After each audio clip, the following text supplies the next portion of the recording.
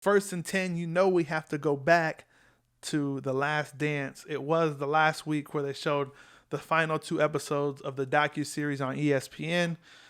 Again, with the ESPN. But The Last Dance, man, it's like every week when I come on here, I'm just like, dude, these last 2 episodes were my favorite episodes. Again, this was the case again, because I remember when I was a kid watching the Bulls versus the Pacers. So this one I actually remember some of it. But Last Dance, if you have not watched it, make sure you watch that. I will be watching it multiple times in the future. 10-part series, and every single one of them were great. I mean, it was crazy how they were able to put this together and document so much stuff in an era where, recording and getting all of this stuff behind the scenes wasn't really a thing. Now it's kind of like everybody has a smartphone, everybody's recording everything. Back then, for them to document all of this stuff during Jordan's career is pretty spectacular, and it's pretty cool to see. I think that eventually they will be able to have enough content to come out with more episodes, especially of the stuff that they didn't post. Here, obviously they have more videos and clips of stuff that was not approved, probably by Jordan or whoever, to go into this series, but they have enough content to make more episodes. But obviously, you have to control the narrative. You have to. I'm sure Jordan wanted to give his side of the story, which he did. And although The Last Dance was to kind of talk about the Bulls, it was really a Michael Jordan documentary and docu-series. So they actually start off the first episode this past weekend with the Bulls versus Pacers. They kind of teased it at the end of last week, where Reggie Miller was talking about that he thought that the Pacers had a better team than the Bulls. The Pacers did have a great team. If you guys look at that roster, Jalen Rose, Mark Jackson, Reggie Miller, the Davis brothers, I mean, these guys were stacked also. I mean, I remember watching the Pacers versus the Bulls, and Michael Jordan said that the Pacers were the biggest competition that the Bulls had coming out of the East, other than the Pistons, which, the Pistons won championships and actually stopped Michael Jordan from going to the finals. So, again, that's pretty big praise for the Pacers. Reggie Miller doesn't want to hear that. He still thinks to this day they had the better team, but for whatever reason, they just weren't able to get by the Bulls in their 2 chances. But I'll get into the second chance in a minute. So the Bulls were able to get by the Pacers. Then they met Utah. So this was Utah's first appearance in the finals. John Stockton, Karl Malone, Hornacek, Greg Ostertag. I mean, the Utah Jazz had guys, right? The Postman. I believe he might have been the MVP that year as well. So Utah's first appearance in the finals, and they actually, again, if you watch the documentary, they go back in time on like a timeline to kind of give you the full story. So while Michael Jordan was actually playing baseball, he stopped by the Jazz facility and was talking to some of the guys. And one of the guys came up to him, Russell. So Russell, who was playing for the Jazz at the time, still a young player, was trash talking Jordan while Jordan was, again, playing baseball but visiting the Jazz facility, asking him, hey, why'd you retire? I could guard you.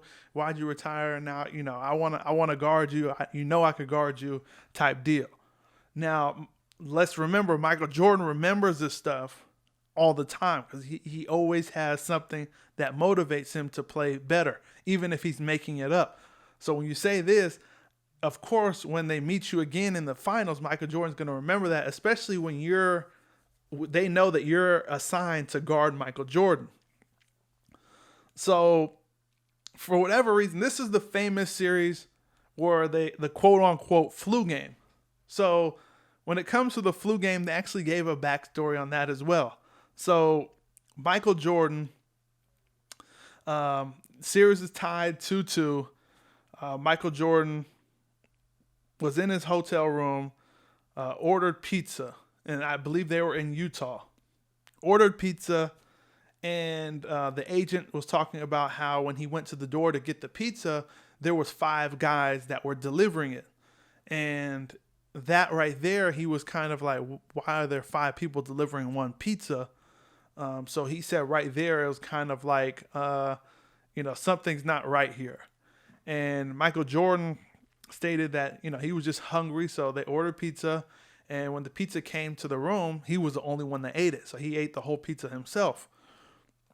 So this infamous flu game was really a food poisoning. If anything, that's what Michael Jordan was saying, is it was really food poisoning. It wasn't really flu.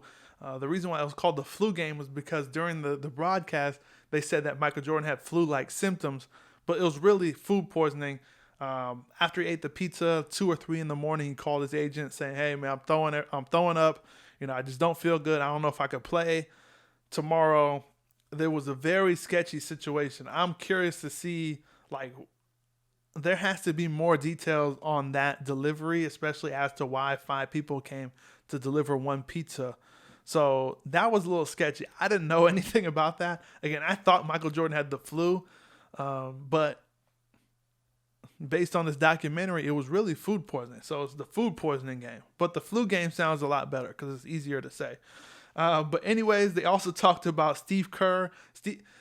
You'll see in this series, they talk about certain players and kind of go into their background. We got to learn a little bit more about Steve Kerr, and forgive me if it sounds like I'm jumping around. This is kind of how it's presented in the docu-series. There's a lot of jumping around. So still, while we're in the Jazz series and talking about Game 5, obviously Michael Jordan balled out in that game, but they go into depth. They go in depth on Steve Kerr coming to the Bulls in 1993 to basically take John Paxson's role. So, again, they go into Steve Kerr being drafted by the Suns, was a solid player with the Cavaliers, and did run into the Bulls a few times, some in the playoffs. And then they go into Steve Kerr's father, who was the president of a university, and they talked about him being shot and killed coming off an elevator at this university where there was a lot of turmoil for whatever reason. Again, they go in depth on it as much as they can during the docuseries. But Steve Kerr was talking about how his father's death, that's why he kind of gravitated towards basketball as a way for him to cope with his father's murder. And then during this finals, especially during Utah, Steve Kerr said that he was very hard on himself. He was holding himself to a high standard. But he also said that he knew that Jordan trusted him because he knew that he was a fighter and he wasn't going to take anything. That he always fought for everything that he got. So at the end of the day, or when the Jazz lost to the Bulls, and I believe that was in 6 games, Steve Kerr was the one that hit the game clinching shot because Michael Jordan passed it to him. And then they also showed Steve Kerr's sense of humor during the parade speech, talking about, oh yeah, we went to the huddle, or yeah, we were at the benches, and Phil Jackson's like, hey Mike, you're gonna take the last shot. He said, oh well, I don't know if I could do it. We should have Steve Kerr do it. Again, I can't do it as good as Steve Kerr can, so I suggest you guys watch the video. And again, if you have not watched this series, I don't know why you're watching this video. It's all spoilers here. And if you haven't watched it, I'm sure you haven't got to this point yet in the video, or in the podcast, but there are spoilers. So spoiler alert. I know we're already kind of like halfway through it, but there is spoilers in here. And then, so after they won their 5th championship, they come back for the 6th championship. And again, the timeline for this docuseries is all over the place. In episode 1 of the docuseries, they talked about how Jerry Krause told Phil Jackson after the 5th championship, and told it to the media, basically saying, it doesn't matter if Phil Jackson goes 52-0, he's not coming back next season. So this is why they consider it the last dance. During that final season where everyone was basically together, the Bulls ended up running into the Pacers again, where they took the Pacers to Game 7. And they talked about, so they went straight into Game 7. So they also talked about Michael Jordan's security guy, Gus, who was a friend of Michael Jordan, also his main security guy, almost like a father figure to Michael Jordan once Michael Jordan's father passed away. He was diagnosed with lung cancer. Michael Jordan was always calling him, checking up on him. Again, he was a friend, but also he was a security guard, but also Michael's friend, and basically like a family member, a father figure. So during Game 7 in Chicago, the Bulls Gus came to the game to see Michael Jordan during Game 7, and Michael Jordan said that he was not going to let Gus down, and he was going to win this game for him. So the Bulls go down quick, 12 points in the first quarter to the Pacers, and then they go. Then the Bulls catch back up, and in the fourth quarter, I believe the Pacers were up by 3. Steve Kerr hit the biggest shot, not of his career, but definitely of that series, where he ended up tying the game. And Reggie Miller, during the docu-series, stated when Steve Kerr hit that 3-point shot to tie the game in the fourth quarter, it kind of took all the energy out the Pacers, and they knew that they were in trouble at that point. So once Steve Kerr hit that 3, again, we all know the Bulls won the game. Now they're going to their 6th NBA Finals appearance versus the Utah Jazz again. So they ran into the Pacers twice in the Eastern Conference Finals back-to-back years, and they ran into the Utah Jazz in back-to-back years of the NBA Finals. So second straight time against the Jazz. John Stockton said there was no animosity towards the Bulls. Losing to the Bulls in the previous year, all they were thinking about was winning. And that coming from John Stockton, I believe him. He doesn't seem like a guy that would talk that much trash. But again, I'm not on the court. I don't know how John Stockton plays, but at least from what I've seen and some of the highlights, again, John Stockton wasn't that type of guy. So, man, the Bulls put a whooping on the Jazz. One of the games during that series had the Jazz score the lowest amount of points any team has scored in any NBA game up to that point for a whole game. The Jazz scored 54 points. And, scoring 54 points in a game, let alone the NBA Finals getting blown out, that's a big deal. I think the Bulls had the Jazz number. Well, obviously they did. But, when you get blown out like that and held to 54 points, they have a mental advantage as well. But Game 3, they were talking about after Game 3, Dennis Rodman disappeared and went to WCW. So after Game 3, Dennis Rodman took a plane, and then they were talking about Phil Jackson didn't know where Dennis Rodman was at, was getting questioned by the media. All of a sudden, Dennis Rodman shows up on WCW with Hollywood Hogan and the NWO New World Order. For all of you wrestling fans that remember that stuff, Dennis Rodman was doing this during the NBA Finals. And this is what was just put out on this docu-series. There was a music artist that was on the Joe Rogan podcast a couple years ago, and this wasn't in the docu-series, but I'm going to add it to it. He was talking about during the Jazz series, the first series, with the flu game, Dennis Rodman was able to borrow a private jet from a billionaire, where they flew to Las Vegas during the series, would come back to play a game, and then after the game, he was trying to go back to Vegas. Like he was hopping back and forth to Vegas during the NBA Finals. But again, one thing with Dennis Rodman is that he said it doesn't matter, what I'm doing. I'm going to give 100% when I'm out there.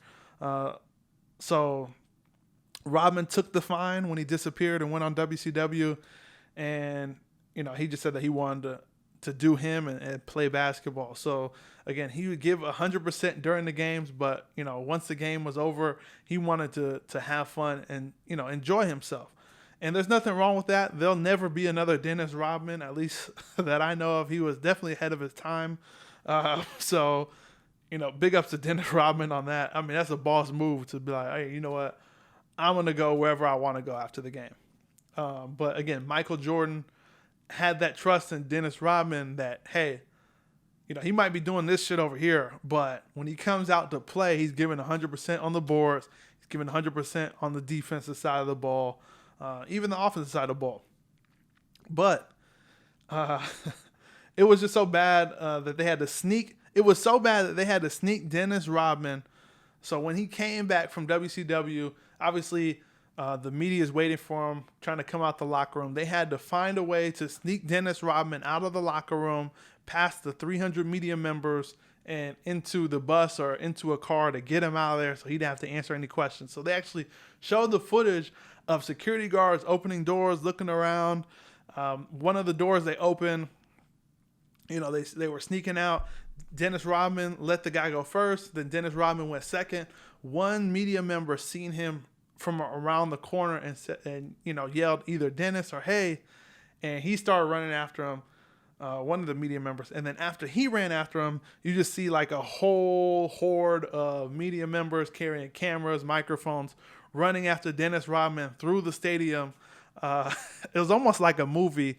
And then when they get outside, Dennis Rodman's already in the truck, like already beelining it down the street. So it was pretty funny to watch that footage. Surprisingly, they had that. And that led to Game 5, where MJ missed the game winner with 1.1 seconds left. I believe that was in Utah. Game 6, this was the game where Scottie Pippen actually had a back injury. Before it was known that Scottie Pippen had a back injury before the game, back tightness. And during the his first offensive series where he dunked the ball, first points he scored, he aggravated his back, and you could see it in his face that he was kind of wincing as soon as he slammed the ball. And after that, he was kind of like, yeah, I'm done. I'm not going to be able to play. So when I'm watching this, I'm like, okay, dang, Dennis Rodman didn't even play at all in Game 6 besides giving 2 points. But they talked about, putting ice on Scottie Pippen's back, giving him massages during the quarter, maybe like 10, 15 minutes, so he could go out there and play 5-10 minutes, come back out, go back to the locker room, ice, stim, heat, massage, go back out, play 5-10 minutes. So Scottie Pippen was essentially a decoy during the game. He did score a few points while he was out there, but he was mainly a decoy during the game, which is crazy because that's their second best player. And, again, you're in the NBA Finals Game 6, on the brink of going to Game 7. And in that situation, you would think that the Utah Jazz would have the momentum going into Game 7 because they're down 3-2. So, Dennis Rodman Scottie Pippen made the ultimate sacrifice and, putting himself at risk. Again, he had a back injury. He was underpaid. There was a lot of things factoring into him going back into the game. But he decided to put the team first. Again, we talked about in previous episodes where Scottie Pippen was selfish in the playoffs, where Phil Jackson's like, hey, Steve Kerr is going to take the last shot, and Scottie Pippen was like, I'm not going back in then because you have me inbounding. I'm the best player on the team. This is when Michael Jordan was retired, but Scottie Pippen did his thing. Again, ultimate team guy in this sake, but the Bulls were down by 3. So this was the sequence that everyone was talking about in Game 6. So the Bulls were down by 3. Michael Jordan has the ball. There was only like 40 seconds left on the clock. Michael Jordan's thinking 2-for-1 scenario. So he beats Bill Russell to the basket. And then they come back on the defensive series. Michael Jordan remembers the certain play that the Jazz have been doing, their go-to play to Karl Malone in the post. Michael Jordan was ready for it at this time. So when John Stockton, passed the ball to Karl Malone, Michael Jordan was supposed to follow his assignment to the opposite side of the court, but Michael Jordan stayed there because he was waiting for the ball to get passed to Karl Malone. So as soon as John Stockton passes it to Karl Malone, Michael Jordan steals it, comes back down, and then hits Bill Russell with like one of the meanest crossovers that you'll ever see, and hits the game winner, holds the pose. You know, that picture that they show, I definitely have to get that picture and put it in my office. Probably one of the better pictures you'll see, because he's over here like this. And for those that are listening, hand up, just holding the pose after he's shooting it. And then they zoom into the picture showing, Utah Jazz's face, or fans' faces during that snapshot. Some of them are closing their eyes, some of them are praying, some of them are like already upset that he already got the shot off. And then they have Bulls fans, throwing up the hands. This is before the basket goes in. So, iconic picture. I'm sure you have seen it already, but that led the Chicago Bulls and Michael Jordan to hit their second three-peat. Again, this is the last dance. And then, David Stern talked about it. They were able to interview David Stern before he passed, what Michael Jordan was to basketball. And, during his time, NBA was in, 80 plus countries. Now it's in 200 plus countries all around the world. David Stern said that Michael Jordan had a lot to do with this, And if you think about it, it's crazy that Michael Jordan was that iconic and that globally known in an era where there wasn't really there wasn't any social media. So think about that. Like, LeBron is iconic globally. Kobe is iconic globally, but were in eras where it overlapped. LeBron was in the era, both of them were in eras where it overlapped the social media era, where a lot more information was able to be shared over the internet, instantly. So to have Michael Jordan be that global icon in an era where social media didn't even exist says a lot about Michael Jordan. And Obama during this docu-series also stated that Michael Jordan changed the culture and did a lot for the black athlete. And I don't think anyone can, take that away from Michael Jordan. They could say, hey, well, he didn't stand up for certain causes politically or, civil rights or whatever. But that might be the case. But one thing that we learned in this docu-series, that Michael Jordan was just trying to play basketball and just trying to win. I'm not to say that everything else didn't matter, but that was his main focus. And what he was able to accomplish during playing the game of basketball, helped out a lot of black athletes that followed him. Kind of set the tone for shoe deals and stuff like that. So Michael Jordan did a lot, even though, again, a lot of people like to point out what he didn't do. And then you have MJ talking about he was upset that they didn't get a chance to go for 7. And this is where the stories get mixed up, when you're talking, Bulls ownership and GM and Phil Jackson and Michael Jordan. Phil Jackson and Michael Jordan are saying that they weren't given an opportunity Phil Jackson was basically saying he wasn't given an opportunity to come back. Reinsdorf, or however you say the name of the owner for the Bulls, stated that he basically tried to overrule Jerry Krause and say, I'm bringing Phil Jackson back. I'm going to give him an option to come back for another year. And he said that Phil Jackson, declined. Phil Jackson said that he never got an offer to come back. Michael Jordan, again, was very upset, thinking that, they were just the champions. The second three-peat, 6.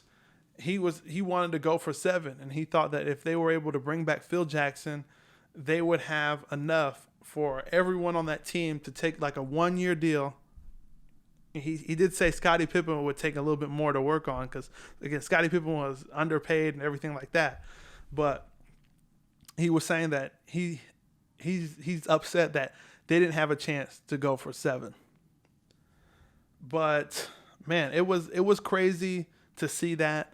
They ended off the series stating that, during the last dance, the team knew this is kind of it. Phil Jackson had like a farewell ceremony to kind of end the last dance after they won the 6th championship, where they had a coffee can in the middle of everyone. Everyone came in with words written on paper, kind of to read to the team on what the team and what the championships meant to them. was able to read it in front of the team. They said Michael Jordan came in with a poem. A lot of the guys were shocked because they didn't think Michael Jordan was that deep of a guy, but he came in there with a poem.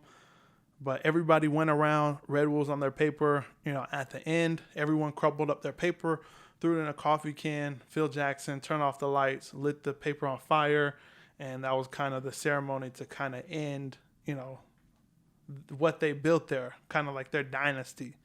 And man, it was crazy. So again, if you have not watched the Last Dance series, any of them, watch the first episode. I guarantee you will binge watch the other 9 like right after that. So, man, that was a lot of information. That was a lot of stuff in those 10 episodes. I'm glad I was able to watch it. I'm going to watch it multiple times after, but man, let me know what you guys think about The Last Dance. Hit the comment section below if you're watching on YouTube. I want to see what you guys think about the whole docu-series, and let's have a discussion. Thanks for stopping by. Make sure you guys hit that subscribe button for more fire sports takes. And for those of you who are on the go, make sure you subscribe to our full show, which airs every Thursday on Apple Podcasts, Google Podcasts, Spotify, and a bunch more. Until then, I'm chucking it up, and I'll see you guys next time.